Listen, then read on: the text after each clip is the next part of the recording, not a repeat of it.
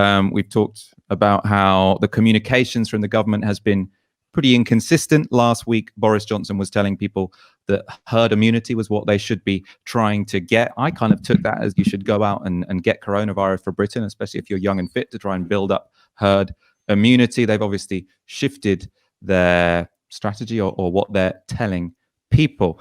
But the message now has changed to you should do some degree of social distancing. It wasn't quite there last week. That is now the official message, but it hasn't got through to everyone. We are going to go to a clip to someone who is definitely not taking this social distancing idea very well. It's TV explorer Ant Middleton. Still out travelling the world? Yes. Am I still shaking hands? Yes. Am I still cuddling fans at the airport? Yes.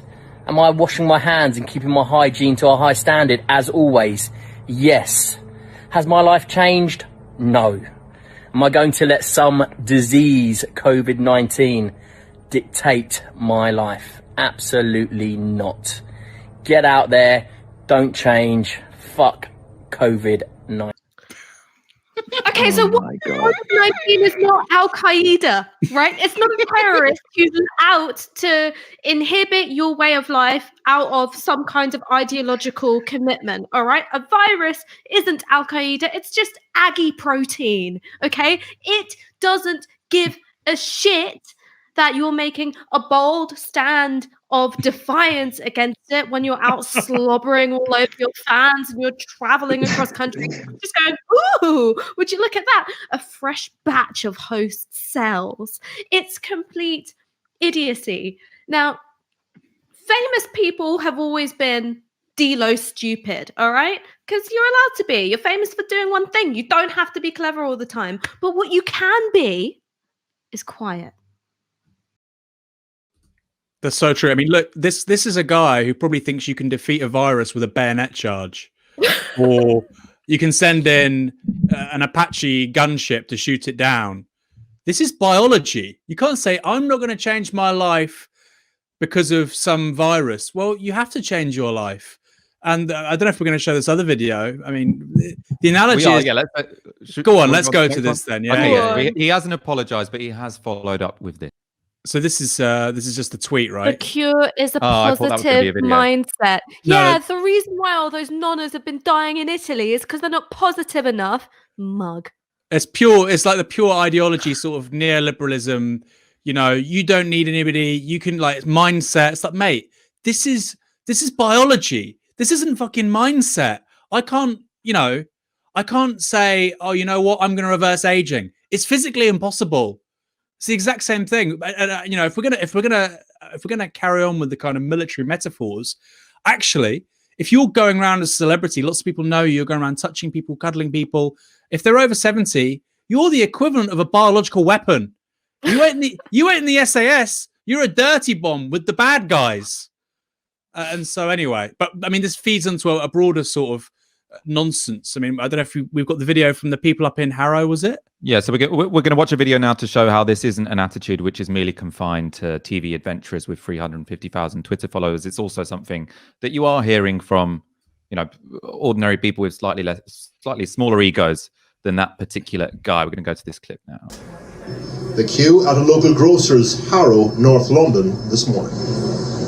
How is social distancing panning out for you? As you can see, it's fine. No, we're hardly changing at all, because if you do that, then you give into it, sort of thing. If you do that, you give into it. I think when you give in to coronavirus is the point when you're in the ICU and your lungs can't open and close anymore, to be honest. But maybe that's a bit too graphic. But no, it's true. It's true.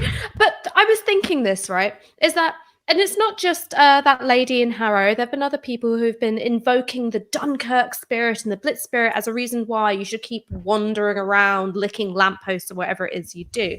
On the one hand, it's completely idiotic, because the reason why the generations who defeated Nazism were able to was because of a huge amount of self-denial and collective action and thinking of the greater good. When it was the Blitz and it was a blackout, you couldn't go, I'm going to flick my lights on and off in the name of personal freedom. So one, that's complete bullshit. But two, these people weren't even alive during World War II. Most born in the 1950s and the 1960s, which then got me thinking is, inshallah, we will get through this pandemic. Novara Media will return to the studios, maybe a couple of pounds heavier, maybe a little bit more haunted. Life will go on. We'll have kids. And then our kids will be the shitty generation constantly invoking coronavirus to justify their own crappy behavior. While we were like, hey, you weren't even there. I wanted to talk about how this attitude isn't just, you know, it has come from the top, right? So Boris Johnson, just yesterday, he spoke and said, we'll get over this in 12 weeks and we will send coronavirus packing.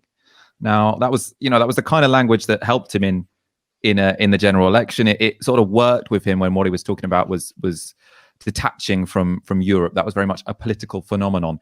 But you can't intimidate coronavirus. You can't stop the spread and catastrophic disaster of coronavirus by by telling it to fuck off and by telling it to go packing. It's a nonsense, and I think it is filtering down. Aaron. Michael, I don't just think that's true. It's not just but it's not just the top. It's not just Boris Johnson. It's not just Downing Street. It's the government.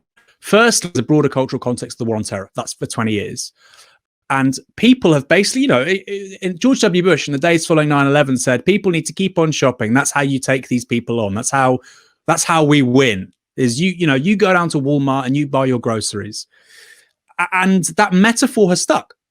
And that was a metaphor fundamentally for problems that weren't problems. Al-Qaeda ultimately wasn't an existential threat to the United States. It wasn't. They were bad. It was bad what happened on 9/11, but coronavirus could kill, if it was untreated, millions of Americans, hundreds of thousands of Americans. Very different proposition. And the idea that you don't alter behavior as a gesture of defiance. I mean, the equivalent here, if we're going to talk about the Blitz, is you've got the Luftwaffe flying over the East End. And like Ash says, rather than turning off your lights, you'd have a street party. And you'd say, well, I'm not going to let the Luftwaffe tell me how to live my life. This is insane. This is nutty. And I think it's the outgrowth of, I talked about already, the sort of 20-year cultural animus around the war on terror, but then also a certain understanding of freedom, which comes from Milton Friedman, Hayek. Now, most people have never heard of these guys, but it percolated through to a form of everyday common sense through the neoliberal counter-revolution, through Rupert Murdoch's son, through Margaret Thatcher, through Ronald Reagan. Freedom is smoking indoors. Who the fuck thinks freedom is smoking indoors? Ridiculous. But this is ultimately where you end up, a very nihilistic, very incoherent, often very self-defeating attitude, even when you're confronting problems like not just coronavirus, climate change. Julia Hartley-Brewer talks about, I want a 4-liter car, fuck it. Let's destroy the planet as quickly as possible. That's where it ends up, nihilism. And it's a very strange, distorted understanding of freedom, but we have to understand it as an outgrowth, like I said, a broader continuum, which is decades in the making. The people we've seen on the video will still be, fighting coronavirus in a few weeks and maybe even a few months. What can society do to change their mind? And is the only option something that's a lot more state-led and enforced than we currently are seeing? I don't know, but I agree with you, Aaron. I'm not sure how this pans out in the long term when people really start to feel that freedom that they feel is completely what they're entitled to taken away from them. Can I respond? Because it also sort of syncs up. There's somebody in the comments has said, what is freedom really? And it ties into a really remarkably stupid comment we probably all saw on Twitter. Some guy said, I survived rationing. I can survive coronavirus. You survived a scarcity of food because of rationing. And the point is, when you have a pandemic or a war or a major crisis of some kind, then the first thing is being able to survive. And you would voluntarily seek to compromise or limit your freedoms in order to survive. And it does speak to, I don't like to use that word, but boomers, there has been such an absence, a historical absence of these kinds of challenges for so long that, you know, many people have lost the sort of psychological architecture by which to understand it. The last pandemic of this scale was 100 years ago. It was in 1918. Second World War finishes in 1945. Since then, there have been no real existential threats. So, I mean, something for the historians of the future to talk about, I guess. One of the reasons I think that Boris Johnson isn't doing a more statist communitarian response is because he thinks that that would legitimize statist communitarian responses to crises. So he sort of said, we can't possibly have a statist response to this because the people won't accept it. I think the fear is that there would be a statist response and actually the people would celebrate it. And that is what I don't mean like China style statist response, but even in Italy, it's not like when they've said people can't leave their houses, they're all getting so-called behavioral fatigue and trying to sneak out to the shop and sneak out to the pub. No, what they've done is they've sort of, embraced this communitarian moment in their culture, and that's why you're seeing them swing from the balconies instead of protest that they can't leave their homes. The other thing that I thought was ridiculous about this, they're saying the earlier we do it, the sooner people will get so-called behavioral fatigue. But the way that the timing of the consequences of this virus work is that at the beginning of it, people might think, oh, maybe this is too draconian, this measure that's been taken. But by the time you're seeing dead bodies driven down your street by army vehicles, which is what's going on in Italy right now, there's these army vehicles taking coffins from a cemetery in a small town, a whole convoy of them. And when those bodies are building up, people aren't saying, oh, we're sick of these measures. So, yeah, I think that actually a communitarian response would be possible, and it's not. The reason the government don't want to do it is because they think that could have longer term political ramifications, much as the same way that they're not particularly keen to take the kind of control over industry that would allow ventilators to get made in a more, efficient and timely manner than just shout outs on Twitter. Ash. I mean, so I couldn't believe the ventilators thing. I was just like, we have a shortage of life-preserving equipment, and you're putting out a call out on Gumtree. That I thought we were supposed to be a leading economy. This is insane. But in terms of what can be done to change people's attitudes to what's going on, I think you need three things. You need leadership from the top, you need security, and you need cooperation. In terms of leadership from the top, I think Michael's covered it pretty well, is that there was mixed messaging.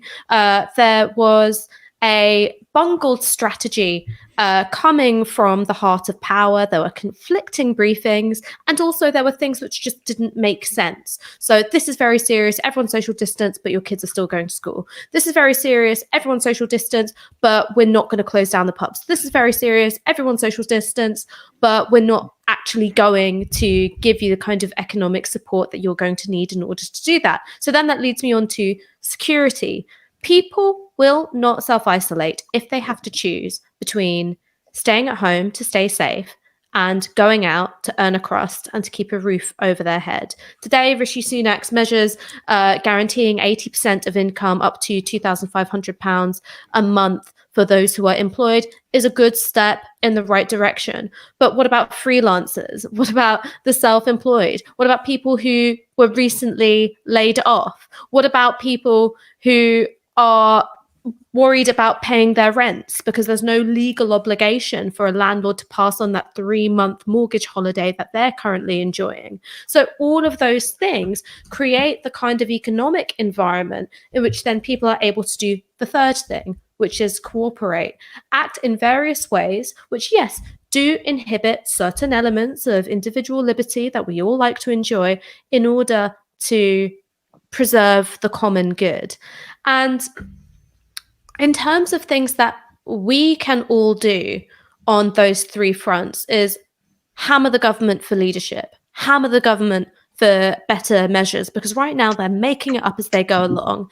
And I think that it's a weird time in which the left can actually shape some really important policy which will materially improve people's lives. And as for the third thing, which is cooperation, is that one of the things that I found just from my own personal life is that I had family members who were that bit older, and even though were very vulnerable in terms of their health conditions, were quite bullish about the idea that they would have to adjust their lifestyle or habits in any way. And then when they saw how seriously I was taking it, like I literally moved into a different house just so I could stay away from people who are immunocompromised, so I didn't have to infect them. It started getting them to think about their behavior, and that changed as well. Also, I don't think that you can overestimate how receptive the public actually is to government advice. One of the things that was really striking was there was a bit of Channel 4 reporting done from a gym in Wolverhampton, and one of the gym goers was quoting word for word Boris Johnson's appearance on This Morning. We said, I just have to take it on the chin. So words are important, leadership is important, and that leadership has to come from the top, and it can also be led by all of us. We're going to end this section. We're going to move straight on to the economy and Rishi Sunak, but to sort of to bookend it, I want to show a clip of the country's leader 17 days ago showing and demonstrating what kind of attitude the people of this country should have to COVID-19. I'm shaking hands continuously. I was at a hospital the other night where I think there were actually a few coronavirus patients, and I shook hands with everybody. You'll be pleased to know, and I continue to shake hands.